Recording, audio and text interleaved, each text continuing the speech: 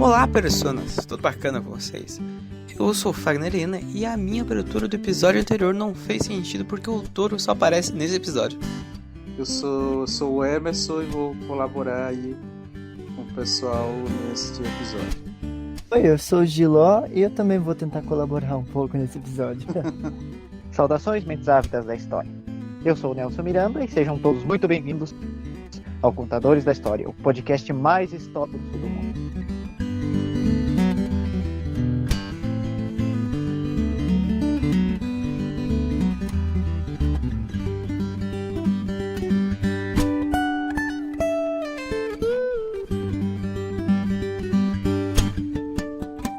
E antes de iniciar esse episódio, vim aqui para dizer que essa é a continuação do episódio anterior, que fala sobre o início do universo na mitologia grega. Então, se você não escutou, indico que você volte um pouquinho e escute o episódio anterior para ficar sabendo do início dessa história. Agora, voltamos ao episódio de hoje.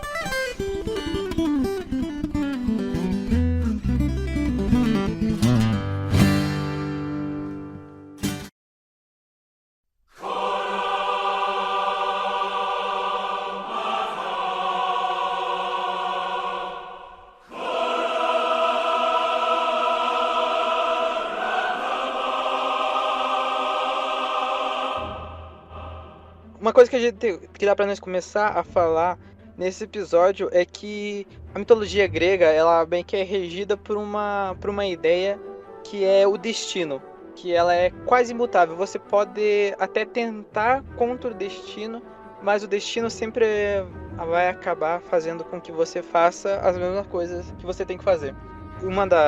Acho que a figura que mais representa o destino na mitologia grega são as três irmãs fiadeiras, né? Elas começam a fiar o fio quando você nasce e só dão um nó final quando é a sua morte. E basicamente essa é o que rege com que todo mundo faça aquilo que tem que fazer, mesmo que não querendo. Eu acho que uma das histórias que mais ilustra isso é Édipo, que também pela psicologia contemporânea ela é utilizada no complexo de Édipo, né? Que basicamente a história dela é bem simples. O rei de Tebas, Laio, ele foi até um oráculo de Delfo. E esse oráculo disse para ele que o filho do rei iria matá-lo e casar com a sua esposa. Basicamente como que era toda a mitologia grega até aqui. Porque até então a maioria dos filhos mataram os pais e ficaram com as irmãs. Aqui é com a esposa do rei.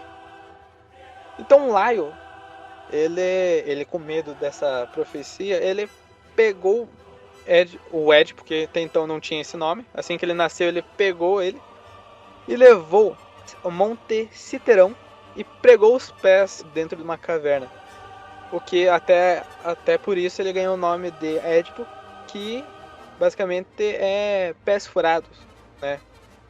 Uma tradução do nome dele. E Édipo, ele é resgatado por uma família camponesa e cresce com essa família adotiva. Muito tempo depois que Édipo já tinha crescido, ficado um jovem alto, forte, ele descobre essa profecia e fica com medo de que matasse o seu pai. Então para ele não matar o seu pai ou casar com a sua mãe, ele foge. Só que durante essa sua fuga, ele acaba se encontrando com um homem no caminho e entra em uma discussão. E essa discussão acaba com que Édipo mata esse homem. E esse homem, sem o Édipo saber, esse homem era Laio, o seu pai verdadeiro. Chegando em Tebas, ele descobre que a cidade está sem rei e que havia uma esfinge que assolava a cidade. E descobre também que quem derrotar a esfinge vira rei e casa com a rainha. Então é uma certa oportunidade. E daí, para vencer a esfinge, tinha que descobrir qual era o enigma. Algum de vocês sabe qual que é o enigma? Tchan, tchan, tchan, tchan. Eu já ouvi falar. O enigma era o seguinte: o que tem 4 pernas de manhã, 2 pernas à tarde e 3 à noite. Suspense. Suspense na sala. Vocês percebem que tem muito a ver com essas histórias míticas influenciaram muito os contos populares, né? As anedotas que falam. É bem interessante, né? Porque assim vem carregado aí de com esse enigma que leva a gente pensar e uma influência que tem, por exemplo, questão inclusive folclórica, né? Sobre o que é, por exemplo, né? Muito legal. Mas uma coisa que ele coloca aí no trepo colocar mais uma vez a mulher como A resposta do enigma era bem simples, que era o homem, que quando ele nascia e era pequenininho, que seria representado amanhã, ele andaria 4 patinhas, assim, engateando. E à tarde, como já seria basicamente o homem já adulto, ele andaria apenas com 2. E ao anoitecer, que seria quando chegasse a velhice, ele andaria com 3, porque teria que se apoiar em alguma coisa pela idade. Então, ele vence a esfinge e vira o rei e casa com Jocasta, a rainha e sua mãe. E com a Jocasta ele tem 4 filhos, se eu não me engano são 2 meninos e 2 meninas. Ele, após já ter 4 filhos com a Jocasta, ser o rei de Tebas e tudo mais, ele descobre que o pai dele, na verdade, era Laio, que ele tinha matado, e que a mãe dele era Jocasta, com quem ele tinha casado e teve 4 filhos. Ele fica, arrasado e arranca os próprios olhos de vergonha do que aconteceu, amaldiçoa os filhos dele, que eles iriam acabar em guerra para dividir todo o reino de Tebas, e então ele acaba se exilando. Essa é a história de Édipo, que É isso aí. E essa é uma das histórias que não envolve nenhum deus, basicamente, só das 3 irmãs fiadeiras. Basicamente, você tem um destino para chegar. Agora, como você vai chegar até lá, você escolhe, mas você vai chegar até lá. Dependendo do que aconteça, no final você vai acabar fazendo aquilo. É estranho pensar na vida com essa perspectiva de predestinação, né? Dependendo do que a gente faça, sempre vai acabar convergindo pro mesmo caminho, né?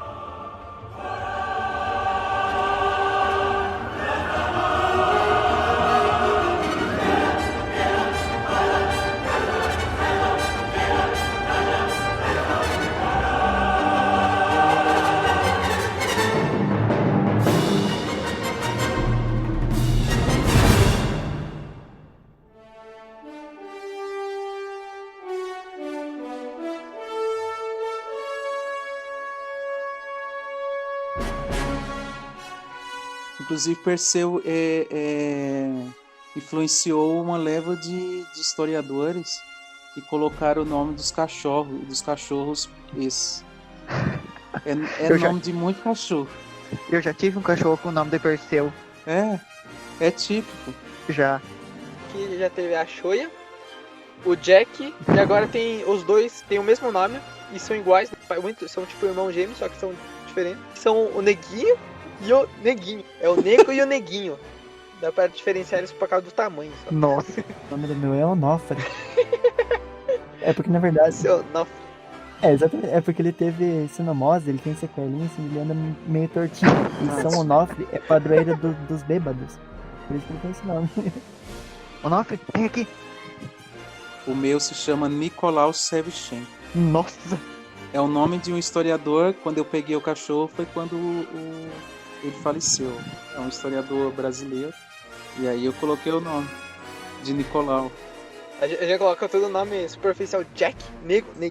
O professor já coloca Nicolau. Tasquei Nicolau. Atividade, né?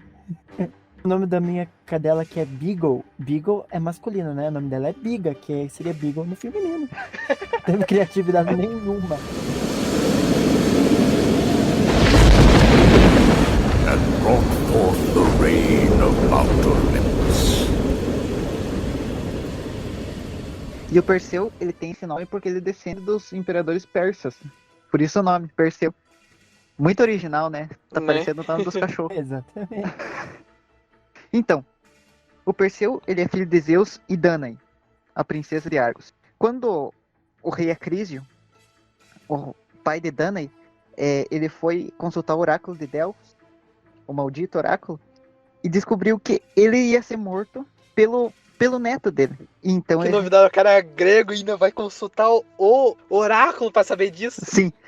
Consultar o oráculo é cagada na certa. Não precisa nem consultar o oráculo, dá pra você chegar pro vizinho e falar: viu, sabe que minha filha tá grávida, fudeu pra mim. Então, o Acrísio, ele, como todos, né, tenta evitar o destino dele. E ele pega e tranca a filha dele dentro de uma prisão, uma espécie de câmara de bronze, para que ela não conheça homem nenhum e acabe não engravidando. Só que daí, quem que pode lidar com o tesão de Zeus, né? nem a guria presa não poupou.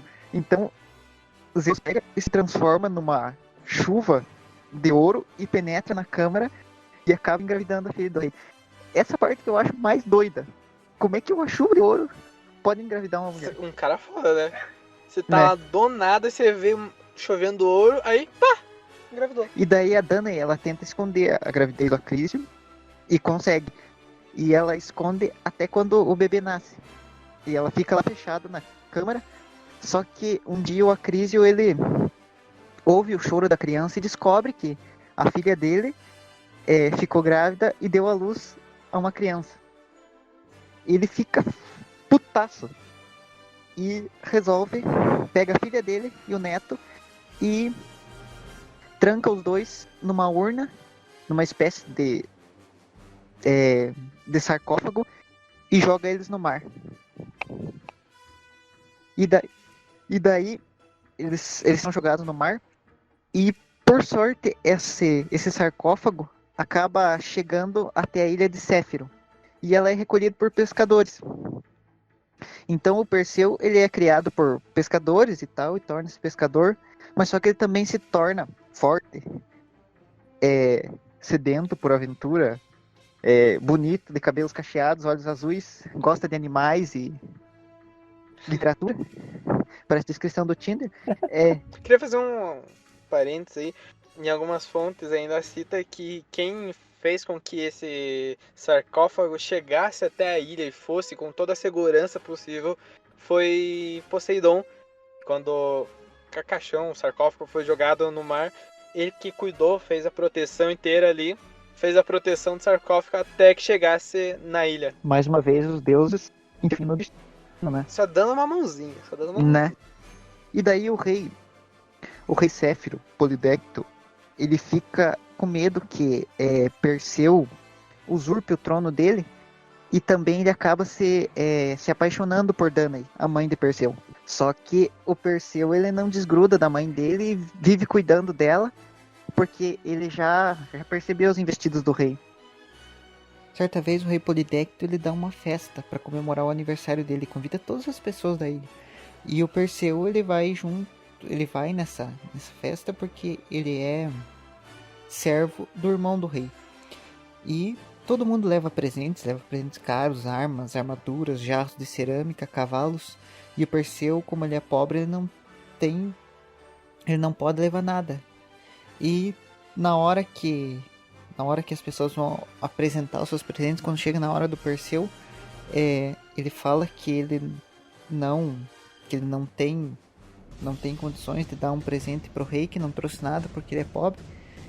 Então o rei propõe para ele, já bolando uma estratégia para poder se livrar dele e conseguir chegar na mãe, ele pede ao Perseu a cabeça da Górgona Medusa. Terça-feira é chuvosa, normal. Que é aquele monstro com cabelos de serpente que transforma todos que olham para os olhos dela em em pedra. E o Perseu ele acaba aceitando de primeira, porque ele acaba se tornando muito, muito ávido por aventuras e tal. E ele aceita de primeira esse desafio. Então é enviado com ele, os deuses enviam com ele uma ninfa. Uma ninfa que vai guiar ele até o covil da Medusa. E também os deuses dão a ele 3 presentes divinos. O elmo de Hades, que tornava o portador invisível, um par de sandálias voadoras de Hermes e o escudo de Atena, que era tão bem polido de prata que podia se ver o reflexo, era uma espécie de um escudo com um espelho acoplado. Então Perseu parte. E quando ele chega no covil da Medusa, ele percebe que as duas outras irmãs da Medusa estão guardando a porta do covil. Então ele usa o elmo de Hades e entra no covil sem ser visto pelas duas Górgonas. No filme, Fúrias de Titãs, que aparece um negócio bem mais diferente do que as histórias normais, no caso as histórias do mito. Porque no filme aparece o Hades representando o mal e fazendo maldades ali, que só se alimenta das dores e sofrimentos de todo mundo, e que ele é o cara que tá aprontando para armar arapuca ali para todo mundo. E no filme também aparece que a Crise estava numa guerra declarada contra o Olimpo, por isso que daí no caso a Danae engravidada, que daí no filme é a esposa ainda do Acrísio. No filme tem toda uma mudança de história para deixar um pouco mais representativo, que é meio difícil explicar que existem um monte de deuses e eles são bons e ruins ao mesmo tempo, não que exista o mal e o bem em tudo que é lugar. Então, o Perseu ele recebe também uma ninfa para guiar ele até o covil da Medusa. E tal, a ninfa conduz ele até o covil da Górgona, que é guardado pelas outras 2 irmãs dela. Na verdade, são 3 medusas, né? Coisa que não se conta no filme, né? Então ele chega lá e para ele conseguir entrar no covil da Medusa, ele usa o elmo para poder passar pelas outras 2. E quando chega se encontra com o famigerado monstro, ele não tem como investir com um ataque por frente para ela, porque senão ele usa o reflexo do escudo para ele conseguir enfrentar a Medusa. E quando ele consegue chegar perto da Medusa, ele dá um golpe cego. E esse golpe cego corta a cabeça da Medusa. E quando o sangue da Medusa é caído no chão, nasce o Pégaso e o cavalado, o transportador desse deus, e o gigante Crisaor. E para ele conseguir sair Até dos monstros estão saindo coisas vivas. Aí um dedo já nasce 3 pessoas. Morre um, já nasce 2 pra auxiliar. Compensar, né? E também a Medusa ela tem uma história triste, né? Porque na verdade ela foi uma vítima, né? Ela era uma sacerdotisa do templo de Atena, se eu não me engano. E ela era muito bonita. E daí o Poseidon seduz ela, né? E daí como castigo, Atena transforma ela num monstro de cabelos de serpente que transforma os outros em pedra só com o olhar. Vamos deixar bem claro que só o fato de seduzir não fez com que ela virasse a Medusa. Ela, além de ser seduzida pelo Poseidon, ela... Medusa, Ela, de um jeito muito, muito educado, ela praticou intercurso com o Poseidon no templo de Atenas. Por isso que Atenas ficou tão full pistola e transformou ela na Górgona. Eu ficaria bem putaço se também fizessem isso no meu tempo. Quem não ficaria, né? Voltando ao assunto. E, mais uma vez, o Perseu ele precisa usar o elmo de Hades para ele conseguir sair do covil, porque as 2 irmãs da Medusa ainda estão guardando a porta. Ele sai e na viagem de volta ele acaba indo para repousar na ilha das Hespérides. Chega exatamente na ilha do rei e ele se abandonar por comparar a beleza da fé, o Kraken lá, o monstro marinho, para destruir para destruir a ilha do rei. E como sacrifício para aplacar a fúria do monstro, eles têm que dar a filha do rei, Andrômeda, como sacrifício. E daí o Perseu chega lá justamente a tempo de salvar Andrômeda. E ele luta com o Kraken usando as sandálias do Hermes e acaba transformando o Kraken também em pedra. E isso estava correto no filme, que ele mostra a cabeça da Medusa pro Kraken. E ele salva a Andrômeda e o rei como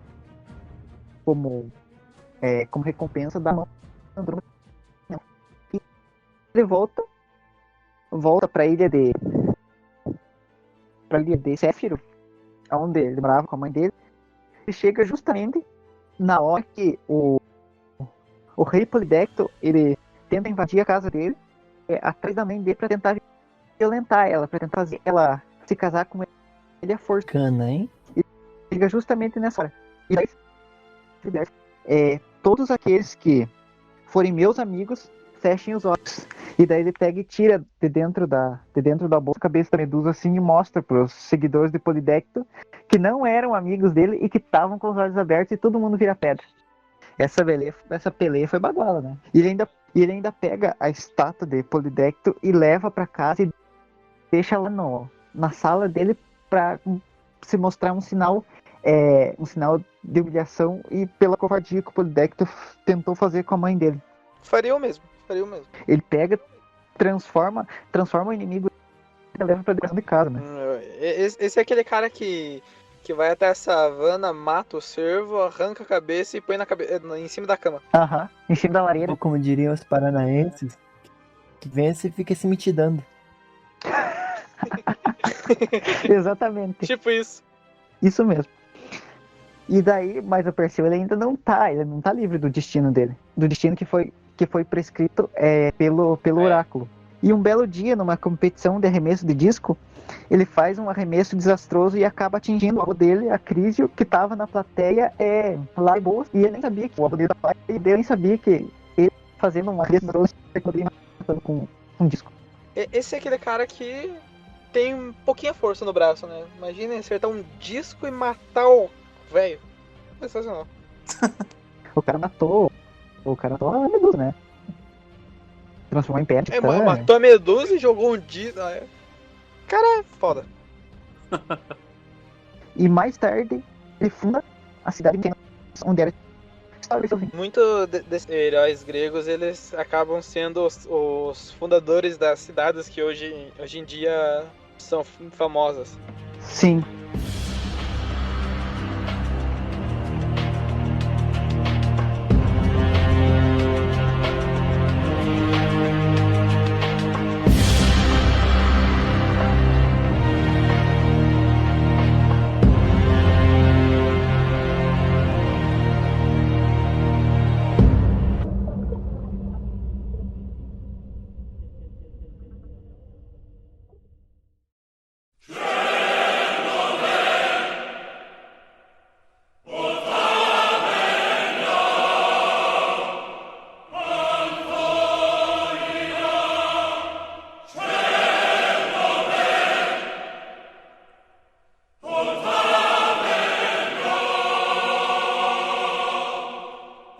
Teseu, primeiramente, ele é conhecido como um dos heróis mais corajosos dentro da mitologia grega.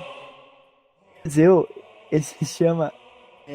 o nome Teseu significa homem forte por excelência. Caralho. Quase o nome Ângelo, só que é Teseu, né?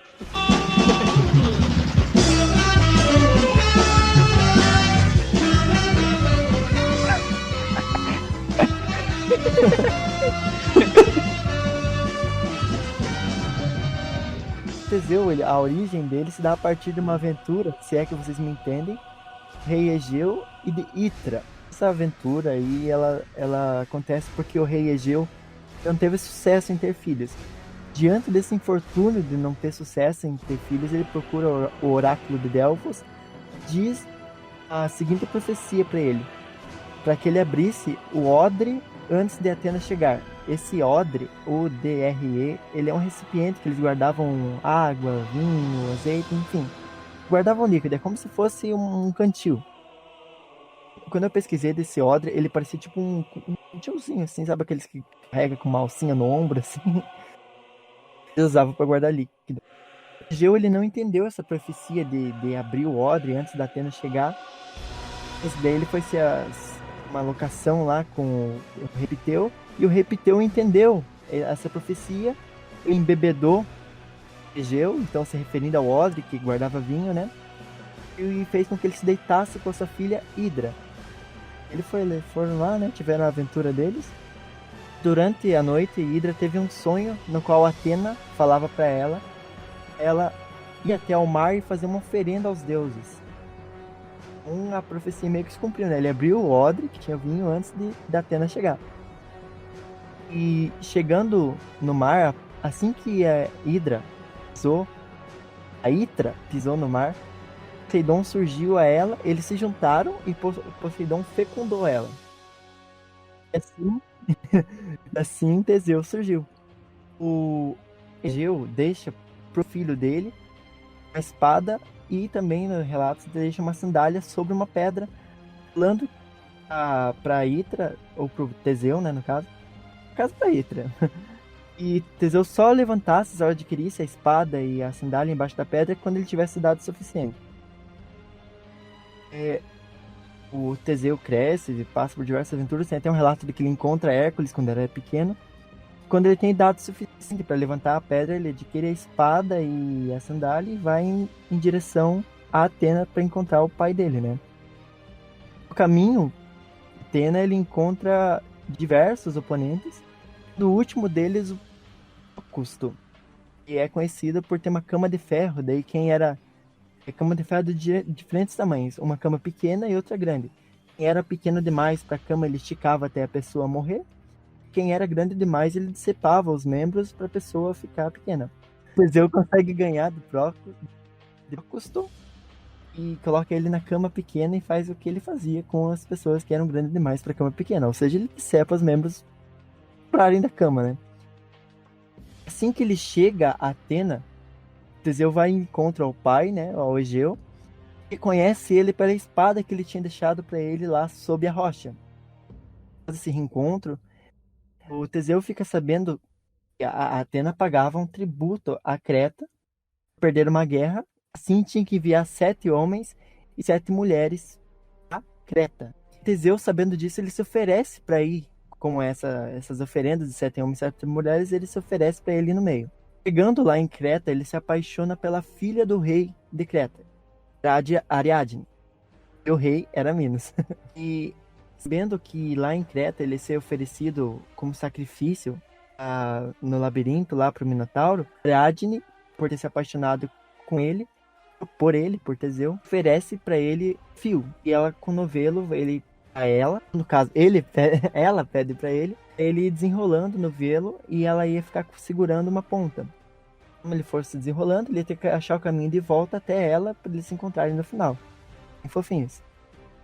O Teseu ele enfrenta o Minotauro, ele mata o Minotauro. Voltando para Ariadne, eles seguem de volta a Atenas para voltar para o reino deles, né?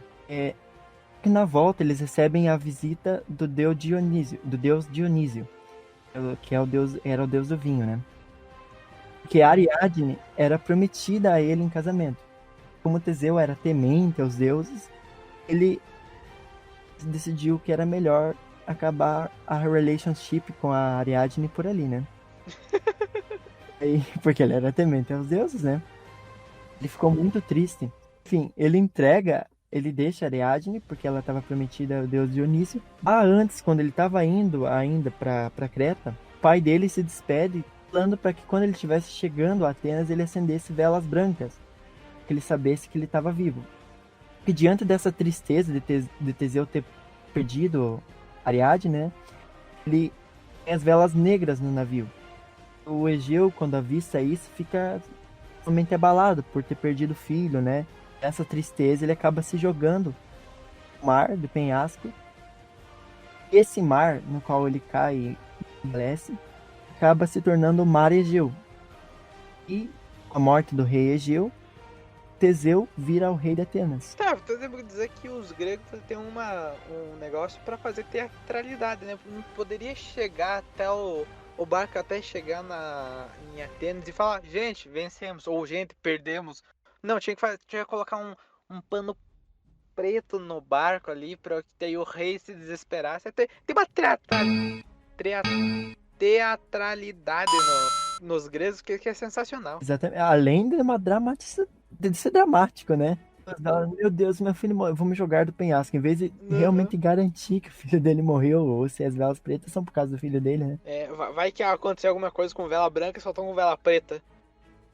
Tudo complicado esses caras. Exatamente. Mas enfim, o Teseu ele se tornou rei de Atenas e assim ele viveu várias aventuras, né?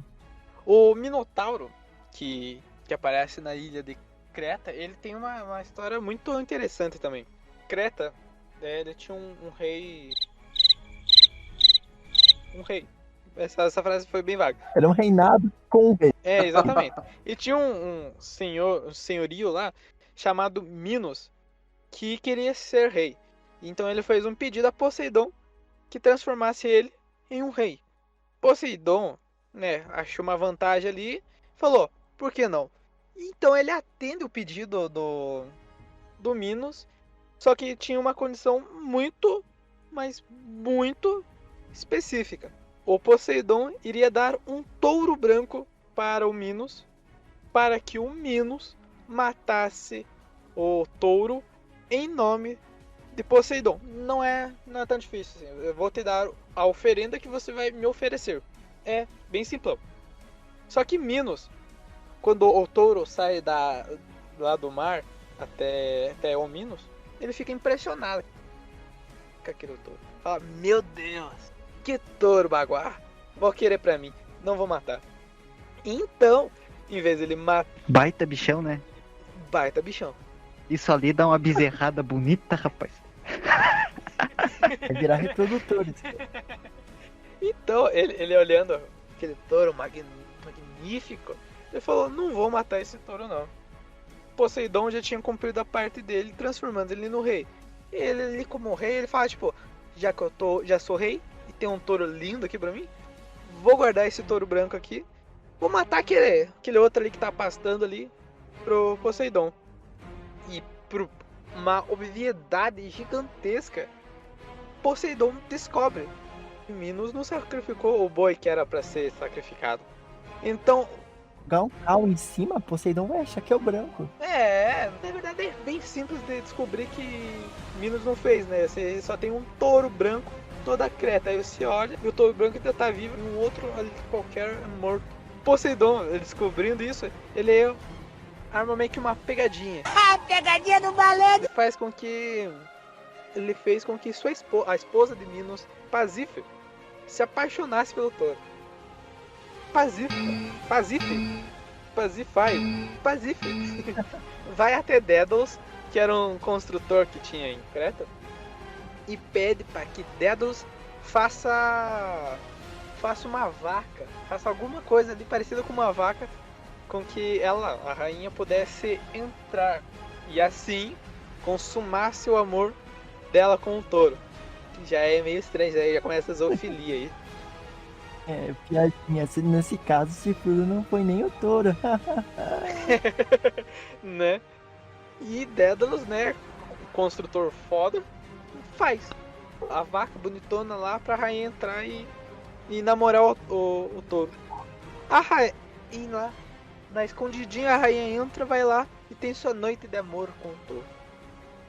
Tempos depois, a rainha dá à luz ao Minotauro, que faz com que o rei Minos fique full pistola e puto de medo. Então ele vai até o Dédalus, grande construtor, e pede para que ele construa um labirinto em Knossos, que eu não sei se é assim que se pronuncia, mas pelo menos é assim que se escreve, em Knossos. Numa treta que estava tendo com a cidade de Atenas, Creta sai vitoriosa.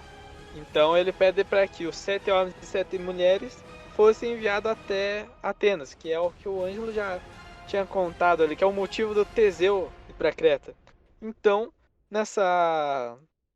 num desses tributos vai Teseu e acontece toda a história de Teseu.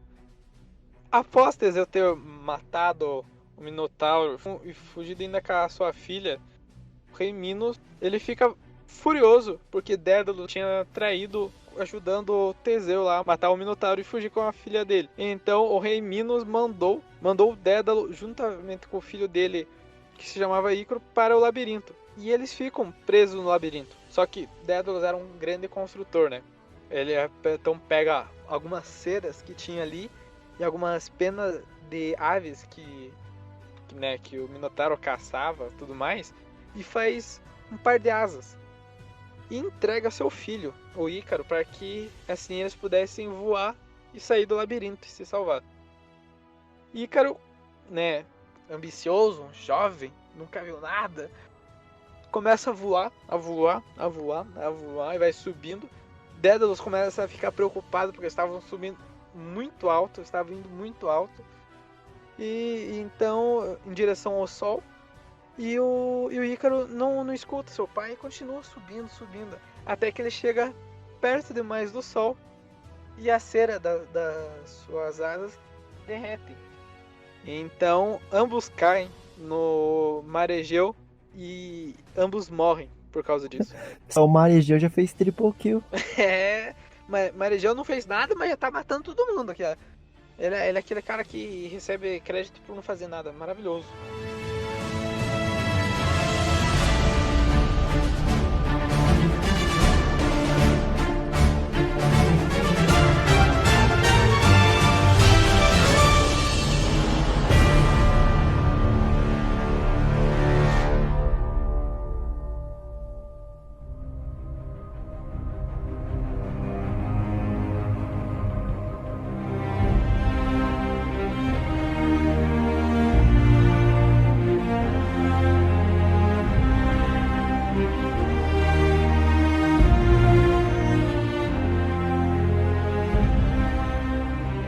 Então, a Guerra de Troia, ela foi um conflito bélico entre os aqueus, eram os gregos, e os troianos.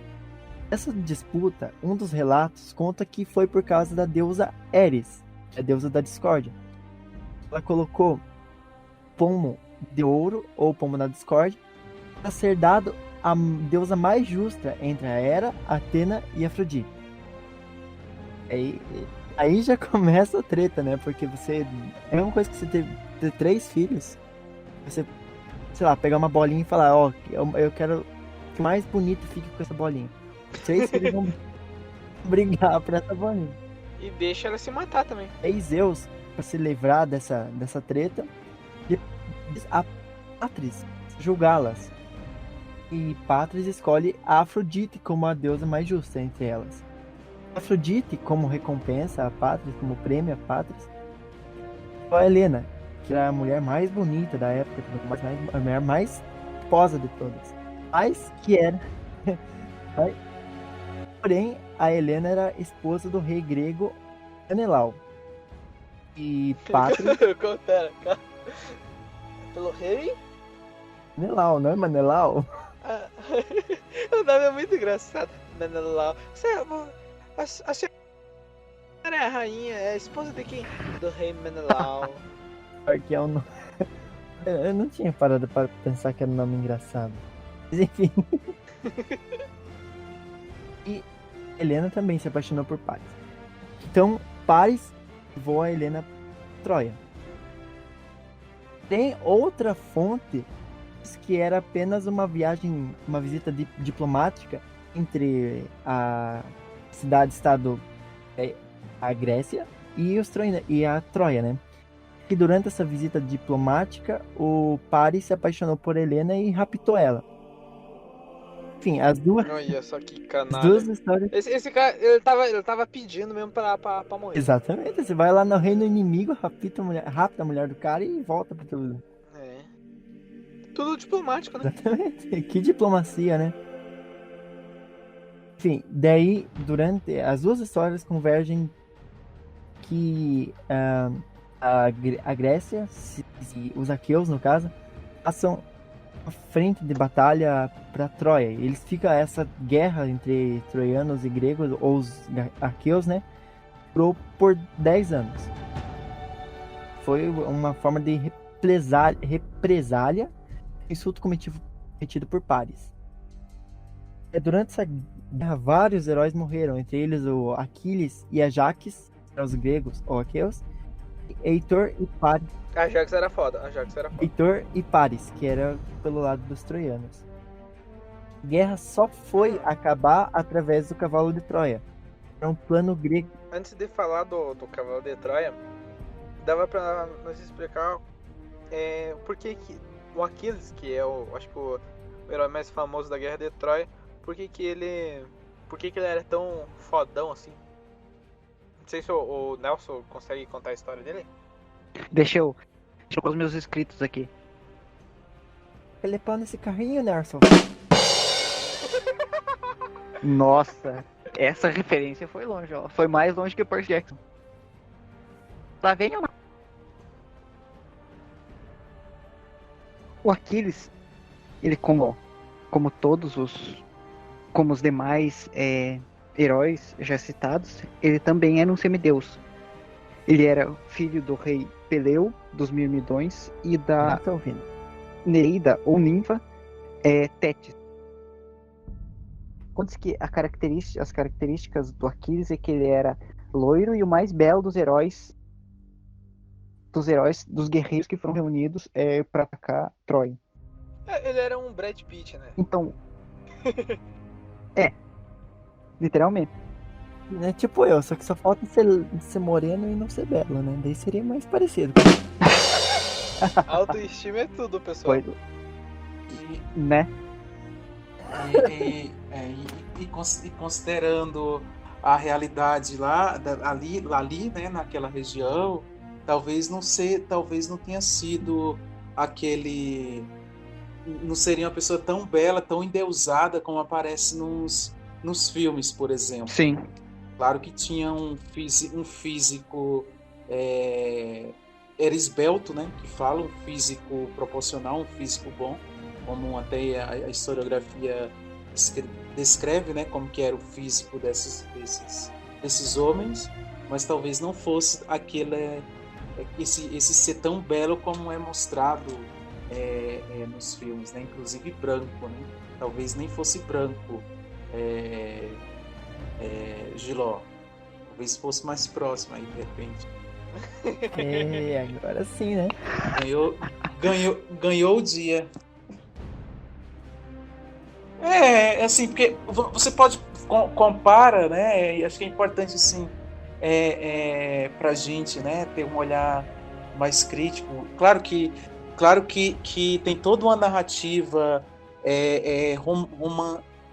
um romance, né, construído em cima desses heróis, né, que a gente vai ver por uma questão inclusive histórica, que eles não são construídos a imagem deles, né, a imagem e semelhança deles, não vai ser pessoas que têm uma aparência pelo menos vista como desagradável, né? Então é preciso sempre estar mostrando um ser belo, né? Até para cativar, né? Para chamar atenção, para empolgar, né? As pessoas a buscarem a leitura sobre, né? Mas se você for analisar do ponto de vista físico, por exemplo, daquela região, né?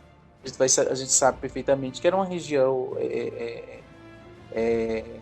que o clima talvez não fosse tão agradável, né, para manter uma beleza, né, por uma questão de tratamento enfim, de pele, de cabelo, né, que tornasse um ser tão belo. Então era aquela pessoa bruta mesmo, né, grosseira mesmo, né. E aí como é que vai aparecer um cara? Como é que diz aí no teu mundo? Nelson, uma pessoa que é grosseirona assim e tal, né? Um jaguara, quer dizer, esse era o tipo, né? Não, professor. Como é que diz? Jaguar é sem valor. Sem valor, tá. Ele não é, ele tinha bastante valor. Mas como é que diz uma pessoa que é grosseirona, assim, que não tem bons modos, que não tem um trato fino, digamos, como é que diz? É um homem bruto. Então, grosseiro. Não tem uma expressão específica. Não, bruto. Então é isso, né? Esse era ele, né? E aí a gente vai ver como é que a narrativa histórica é construída em relação a ele, né? E eu acho que é importante que a gente tenha, claro, guardar todas as suas proporções, né? Esse dar asas ao mundo da imaginação que a gente faz, né? Quando está lidando com a mitologia grega. Eu acho que é importante, é apaixonante, cativante mesmo, né? Mas aí situa, né? e tenta pensar, mas era uma região, digamos, não posso nem chamar semiárida, né? Mas era uma região assim que o Mediterrânea. tempo, né? Que o tempo em si, né? Castigava bastante, né? Então, ora muito frio, né? A seca, isso tudo tem um impacto muito no físico das pessoas. Então só para a gente ter a clareza, assim, né? Talvez não fosse tão belo, né? como poderia ser. Além disso, né? Então, na relação de beleza, acho que chama a atenção para a questão do Narciso, né? Quer dizer, olha o fator beleza, né? Estando tão presente nesse cenário mítico, né? Quer dizer, o cara se apaixonou por o que viu, pelo seu reflexo, né? Quer dizer, então se tinha muito no imaginário social, digamos assim, no imaginário popular, né? Essa ideia do culto e de atentar para o belo, né? E talvez assim o que a gente vê, né,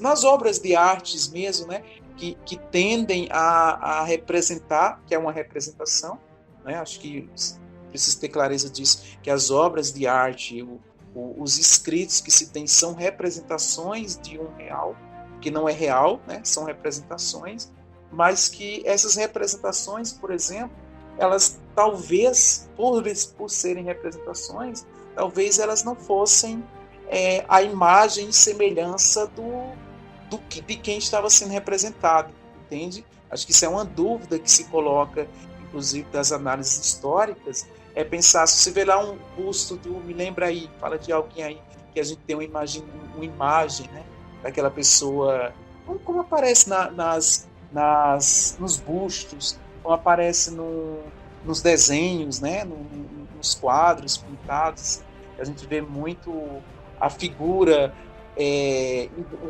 uma beleza plena, né? E talvez isso esteja relacionado a quem fez aquela arte, vamos chamar assim, aquela representação artística ali, e talvez estivesse imaginando, né, dentro de si o que era ser belo e como ele gostaria que aquele ser que ali ele está representando, um ser ou Deus que seja, né, que ele ali está representando, que também fosse belo e que talvez não necessariamente fosse, né? Então, por isso que eu chamo a atenção para as questões de ordem física, se bem que o belo é tão relativo, né?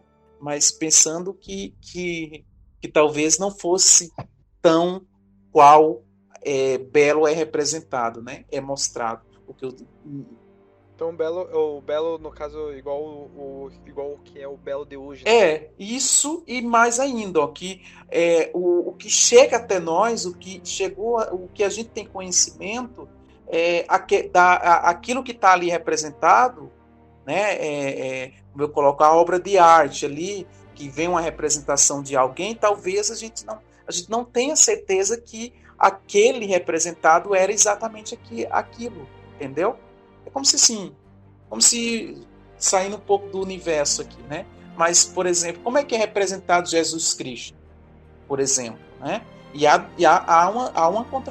controvérsias em relação se Jesus Cristo era aquele ser representado do ponto de vista aí, né? Do cristianismo, que tem aquela representação de um homem também esbelto, de uma pessoa branca, não é? Enfim, e bela, né? De olho azul. Isso, né? E essa é a representação que a gente tem. E que aí, se a gente for colocar do ponto de vista, tentar entender de fato como que era, a gente vai encontrar as controvérsias, né? Então, por isso que eu chamo a atenção para essa questão também aí em relação a este universo mítico, porque as representações não necessariamente são reais. Elas podem ser, mas também elas podem não ser real. Acho que não sei se eu fiz entender nesse contexto. É como se você pegasse lá uma obra assim, não sei, nem lembro, nem vem na minha cabeça aqui, mas se você pega, por exemplo, a Mona Lisa. O que é a Mona Lisa? Aquela mulher existia, e aí tem tudo, enfim, né? Leituras e mais leituras, quem que é aquilo, o que ela, se ela estava sorrindo, se não estava sorrindo, quer dizer, ali, Mona Lisa em si, a obra é uma representação, entendeu? E aí fica aberto às interpretações, às análises, para cada um que venha se debruçar sobre aquilo. Da mesma forma, essas representações que temos dos heróis gregos, né? Dos deuses, enfim, então são representações que chegam até nós com esse intuito, sobretudo, de cativar, né, de nos empolgar e de chamar a atenção para que seja representado. Eu quero alguém, a população poderia eleger, eu quero alguém que me represente, que tenha essa aparência agradável, né? Quem queria tivesse uma representação lá enfim, o meu Deus, um minotauro da vida. Então são coisas que, guardar as suas proporções, é preciso ter uma análise maior, né? Mas, de qualquer forma, era um ser esbelto, né? Se era belo, se não, era um ser esbelto. Essas são diferentes representações de beleza, né? Se minha mãe perguntar pra minha mãe, teu filho, como é que ela vai falar que é belo? As pessoas podem discordar, mas ela vai considerar belo. Sim. A autoestima é tudo, né? Exato. Exatamente. Sobretudo, aí chama a atenção também para as questões do antes e de hoje, né? O quanto, por exemplo, só em pensar em relação à beleza, o quanto a própria noção de beleza ela foi se alterando, né? Então hoje o ideal de beleza é você ser magro, por exemplo, né? Década não tão distante, 70, 80, sobretudo para as mulheres, né? Interessante que as mulheres também desse período, em grande parte, elas têm uma representação magra, né? Sim. Não fitness tão secas quanto o modelo de beleza de hoje, né? Mas se vocês forem observar, elas têm um corpo, como é que eu falo? Um físico né? Mais sem ser uma pessoa obesa, por exemplo, né? Mas ao longo do tempo a gente vai ver que há um determinado momento em que pessoas, para serem vistas e belas, eram mais gordas, né? Elas tinham maior peso, né? E aí depois emagrece de novo, né? Então veja como é, né? Aí entra aí, nossa, uma série de coisas aí, por isso que a história é muito linda, né? Aí entra na questão, por exemplo, da alimentação, né? Enfim, isso tudo, né?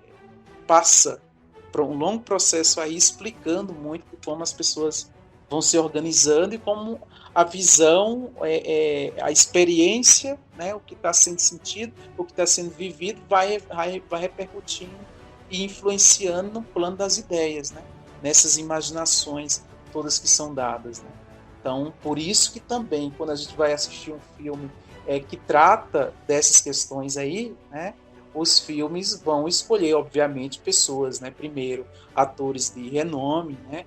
Que é para cativar, chamar a atenção, ter mídia em cima e tal. E, claro, né? Quem que vai colocar um herói, um deus grego, de uma pessoa, enfim, representado ali no filme por uma pessoa que não tenha uma aparência, digamos assim, do ponto de vista social, que seja agradável. Por isso que se constrói uma narrativa toda em cima do belo. O herói é belo, né? O bem é belo, né? O bom é belo, né? Aquilo que eu chamei a atenção até no episódio anterior, né? A noção do maniqueísmo, como se no final das contas tudo vai terminar bem, né? E foram felizes para sempre, e esse felizes para sempre é bom, e esse bom é belo, é bonito, não é esse belo feio, imagina. Isso aí.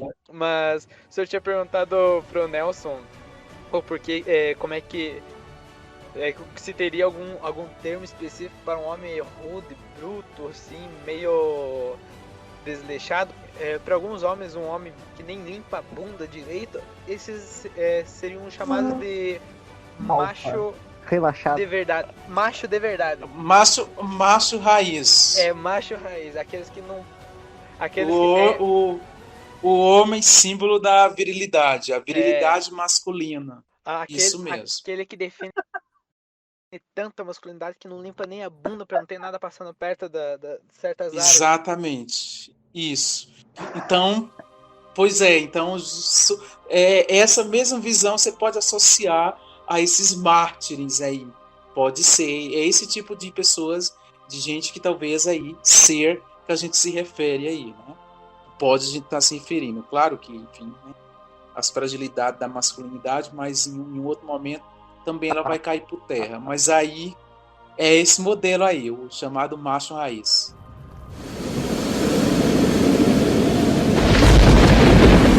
And brought forth the rain of Mount Olympus. Quando Aquiles era bebê, a mãe mergulhou ele no Rio dos Mortos, no Rio Estige, para ele se tornar imortal. E ela mergulhou ele de cabeça para baixo. Então ela segurou ele pelo calcanhar. Então ele ficou totalmente impenetrável, só que o calcanhar dele não foi mergulhado no rio.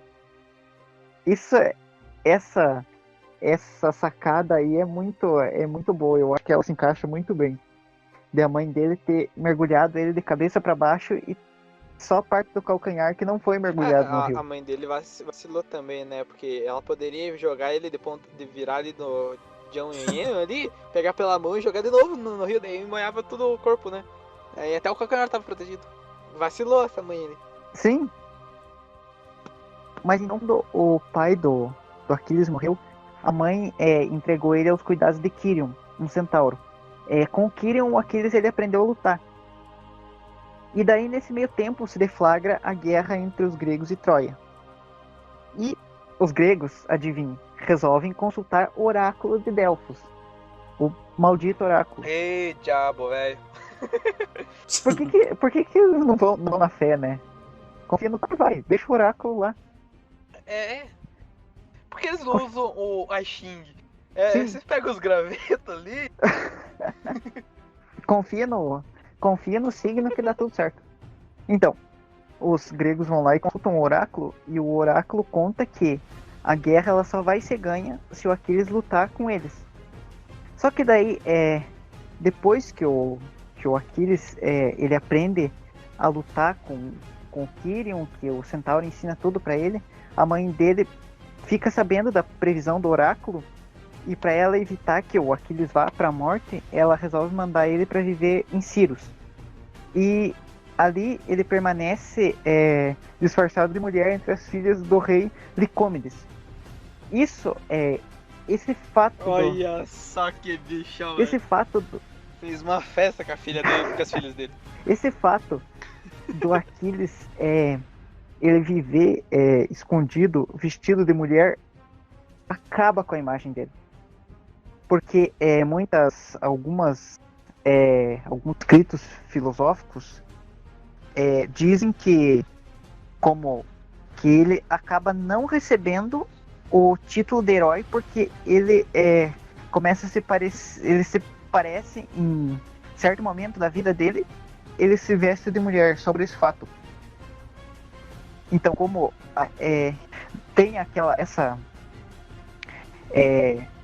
os gregos têm essa pegada de eles. E essa pegada do homem se parecer era o seguinte: os gregos eles mantinham práticas sexuais entre homens, como já foi estudado. Então, eles terem práticas sexuais com homens não era visto como não havia homofobia deles terem essas práticas. Mas, até porque a prática acho que é até um pouco anacrônico Isso. falar que eles eram Exato. homossexuais ou qualquer coisa, porque foi inventado muito tempo depois. Ele basicamente era a cultura deles dizia que isso tava tranquilo. Porém, você não pode se vestir igual uma mulher. Você pode fazer qualquer coisa, porém não pode se vestir como uma mulher, ou ser uma mulher, ou qualquer coisa que envolva uma mulher. Isso aí. Quase isso. Exatamente. E até seria anacronismo dizer que eles tinham práticas homossexuais, né? Sim. A expressão foi utilizada e criada muito mais tarde, né? E a noção, por exemplo, né? Quando vai se criando a ideia dos corpos, né? Que já é uma visão, por exemplo, do corpo feminino, do corpo masculino, e que o homem não poderia, como é que diz, efeminilizar. Já é uma visão mais da ordem do Ocidente, né? A visão mais do cristianismo, né? Ali a iniciação dos homens, né, se dava com os seus próprios os próprios homens, né?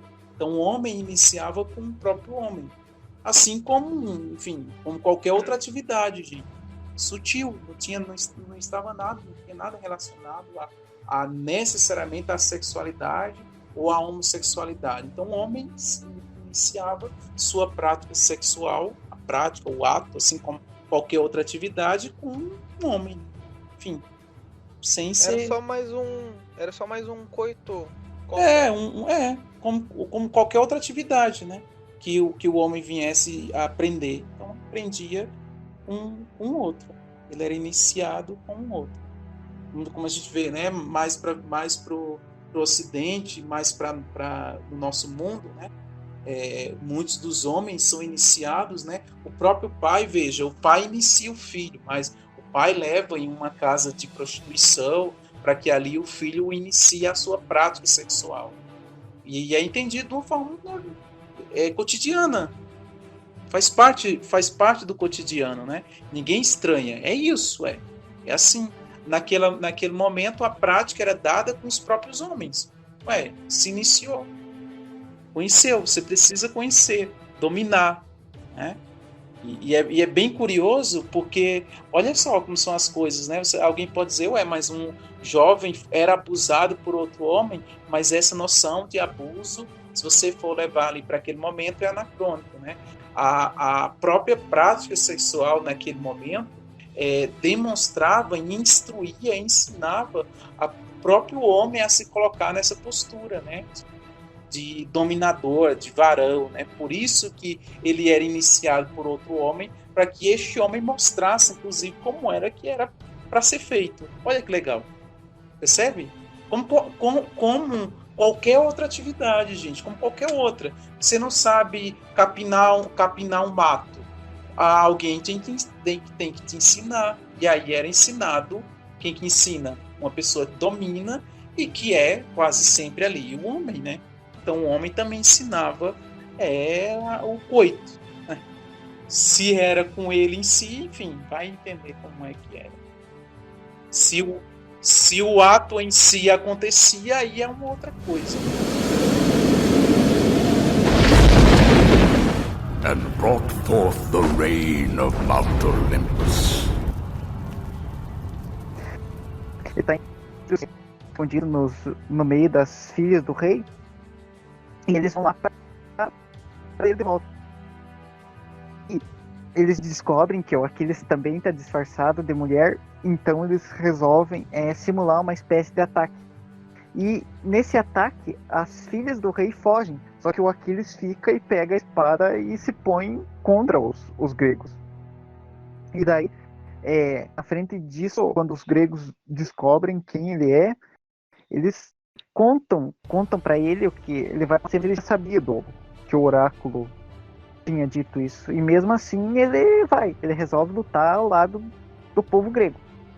Tá aí mais uma coisa heróica, que é o herói ele não fugir do destino dele. Digamos, ele é corajoso, ele enfrenta tudo que tem de se enfrentar para no final ele conseguir ficar com a recompensa, né? Então, só que durante a batalha, o Aquiles ele é traído por Agamenon, que é o chefe, o rei supremo dos gregos, por causa de uma escrava que ele rapta do templo de Apolo e leva para ele. Só que o Agamenon acaba cobiçando essa escrava e acaba ficando com ela, e daí ele fica full pistola e resolve ir embora. Não quer mais saber de lutar. Só que na noite antes do Aquiles partir, acaba acontecendo uma partida, um ataque anos, e um dos amigos dele, que é o Pátroco, que mais uma coisa que entra numa discussão filosófica, porque como que o Aquiles ele amava o Pátroco. Isso quer dizer que o Aquiles ele tinha com o Pátroco por isso. Mais pra frente eu vou contar que nessa surtida o Pátroco se veste com a armadura do Aquiles e vai lutar no lugar dele. Só que o Pátroco ele é jovem, tem 15 anos, ele não sabe lutar. Ele acaba lutando com o Heitor, que é o campeão. Cara fodão dos troianos. O campeão de Troia. E como o Heitor, que é o campeão de Troia, ele vê o Pátroco vestido com a armadura do Aquiles e resolve enfrentar ele, porque era o fodão dos gregos contra o fodão de Troia. Então eles se defrontam e o Pátroco acaba sendo morto pelo Heitor. E aí quando o Aquiles descobre que o Pátroco foi morto pelo Heitor, ele fica full pistola. Por quê? Porque o Heitor, o Aquiles, foi ele quem iniciou a discussão que o Aquiles e o Pátroco mantinham. O Aquiles iniciou os portões de Troia e desafia o Heitor para um duelo. E eles acabam lutando e o Aquiles mata o Heitor e amarra o corpo dele na biga dele e arrasta o corpo do Heitor por volta dos muros da cidade e volta para arrastar o Heitor até o dos gregos. Essa falta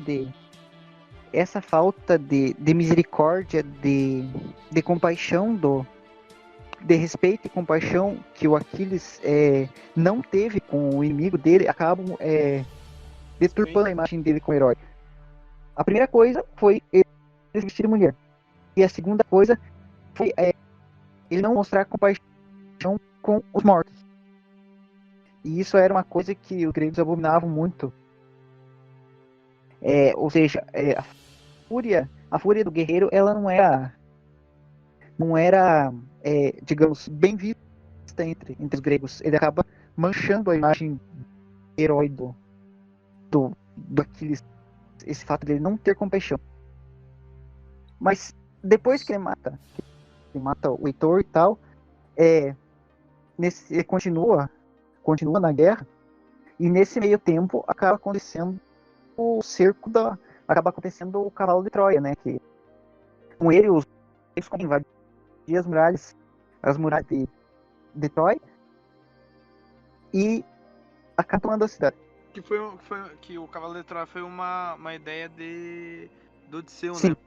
Por isso que a história dele é contada que ele tem todo aquele tormento para poder voltar para casa.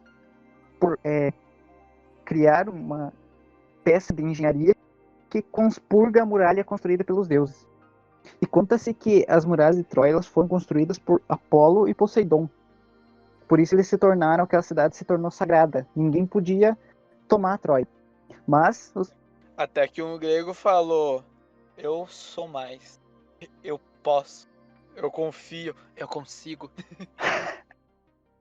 Ulisses ele era meio coach, né?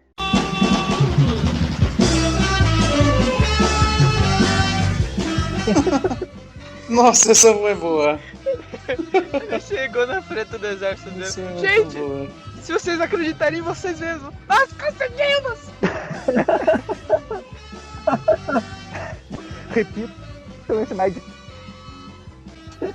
esse positivo que a gente vence. Você tem que mudar seu mindset. Acordem pensando nisso, durmam pensando nisso. Vocês irão conseguir.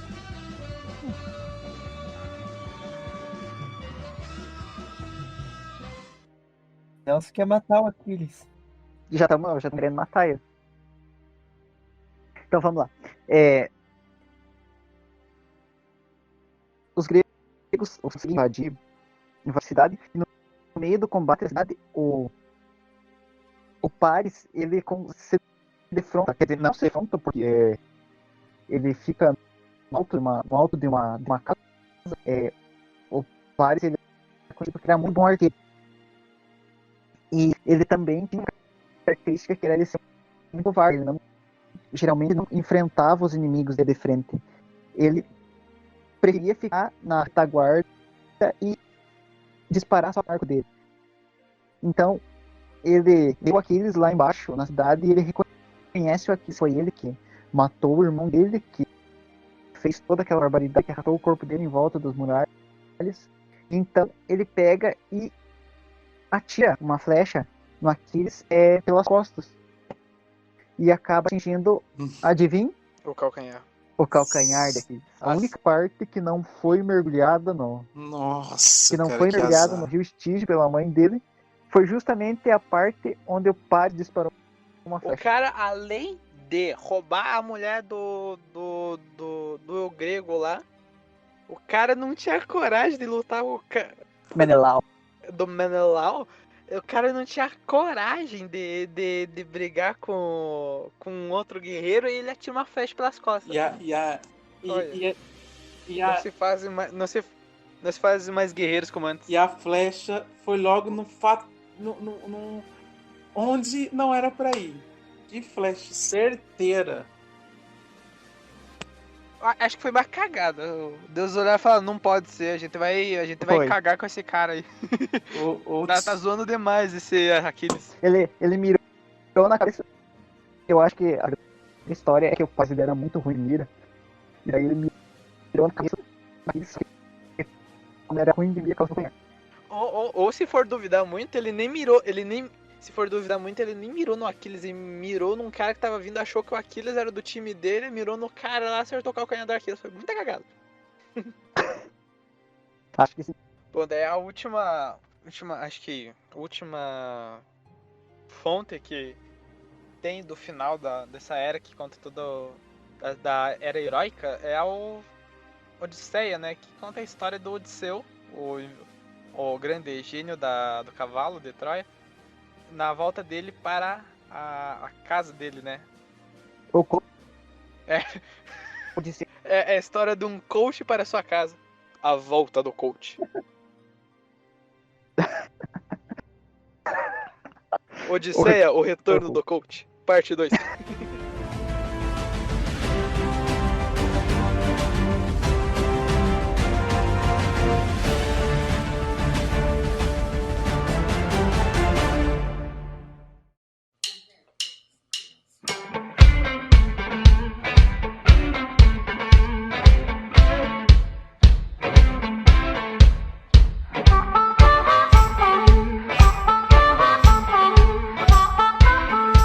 Então, obrigado a todos que acompanharam a gente até agora.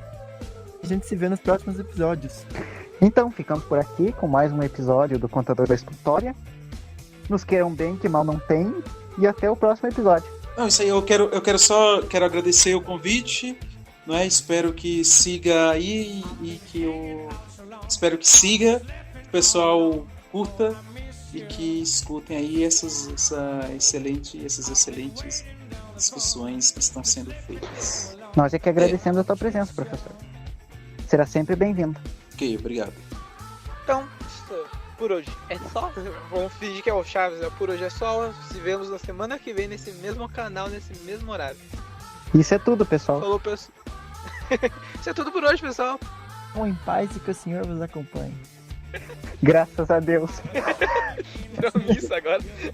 Começa a música de saída. Agora tem que colocar uma música bem safada em homenagem aos Zeus. Bota uma do Mr. Catra. Ou melhor, diretor, por favor, coloca aí MC Gorila.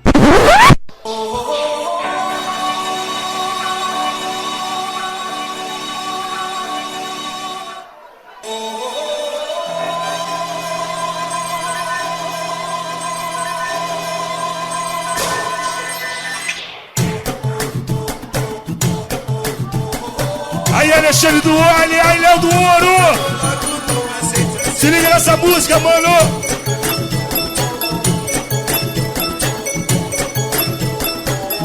As novinhas de hoje em dia, as novinhas de hoje em dia, as novinhas de hoje em dia, elas têm tudo, o macete. Tem um macete pra falar pra mãe que é virgem, ela tá andando o olha aí, ó.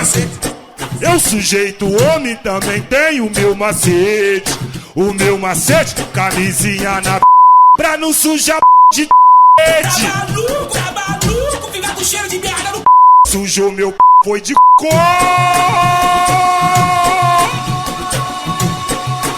Foi o que, gordo?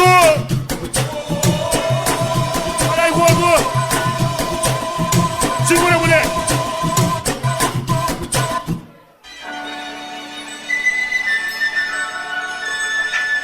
Foi de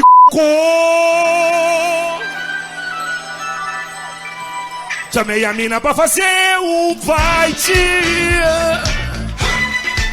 Suja meu foi a de chocolate. Olha, menina, isso não se faz. Suja meu foi a de chocolate. Se liga aí, ó. Foi de Obrigado por tudo. Gente, quem é onde? Foi de Goku. Gente, obrigado por tudo.